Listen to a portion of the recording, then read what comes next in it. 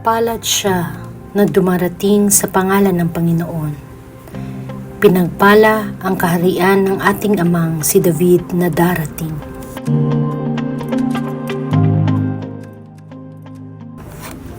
Sinabi ni Daniel habang patuloy ang mga pangitain sa gabi.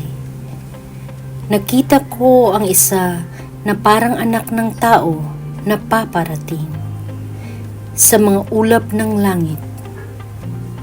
Nang makarating siya sa sinaunang isa at naiharap sa kanyang harapan, ang isang tulad ng anak ng tao ay tumanggap ng kapangyarihan, kalwalhatian at pagkahari. Lahat ng mga tao, bansa at wika ay naglilingkod sa kanya.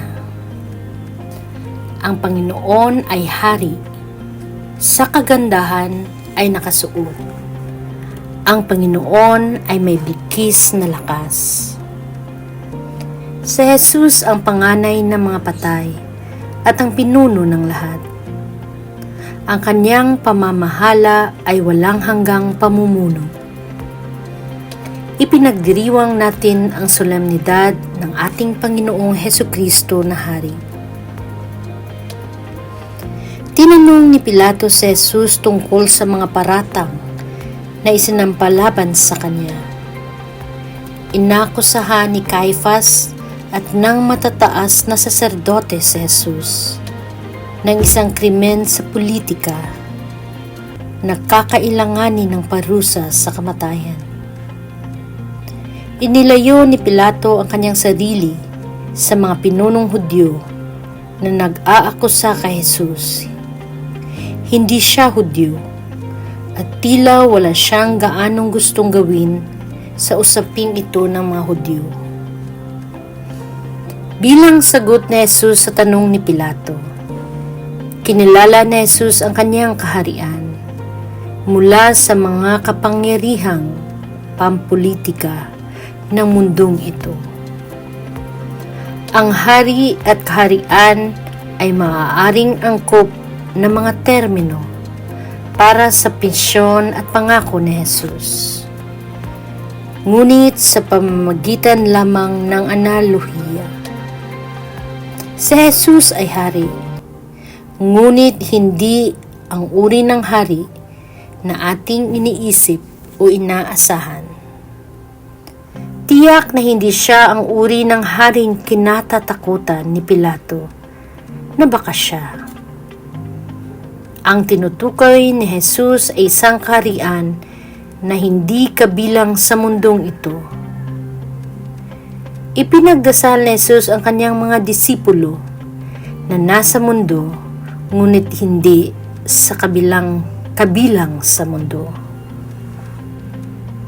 Subalit tulad ni Jesus, sila ay isinugo sa mundo para sa kaligtasan ng mundo. Nakikita natin na tinutukoy ni Jesus ang huling patunay na ang kanyang kaharian ay hindi sa mundong ito.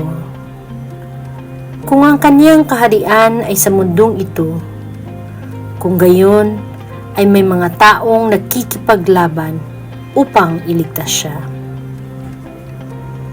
Ang kaligtasan ay ginawa sa pamamagitan ng isang cosmic battle. Makatutulong na balikan ang unang kabanata ng Ebanghelyo ni Juan upang maunawaan ang konteksto ng mga salita ni Jesus kay Pilato. Si Jesus ay dumating sa mundo, ngunit hindi siya kilala ng mundo. Sa wika ni Juan, mas gusto ng mundo ang kadiliman, subalit ang liwanag ay hindi madaig ng kadiliman. Ang katotohanan ay isa pang mahalagang tema sa Ebanghelyo ni Juan. Nakikita natin na binigyang diin ito sa pagtatapos ng dialogo sa pagitan ni Jesus at ni Pilato. Ang mga nakakaalam ng katotohanan ay makikilala si Jesus bilang hari at malalaman kung paano ipaliwanag ang kaalamang ito. Subalit, ang pagkahari ni Jesus ay nakatago sa marami sa kanyang mga kapanahon. Tanging ang mga pinili, ang mga may mga mata ng pananampalataya, ang nakakakita bilang mga disipulo ni Jesus ngayon. Nahihirapan din tayo kung minsan na makilala si Jesus bilang hari.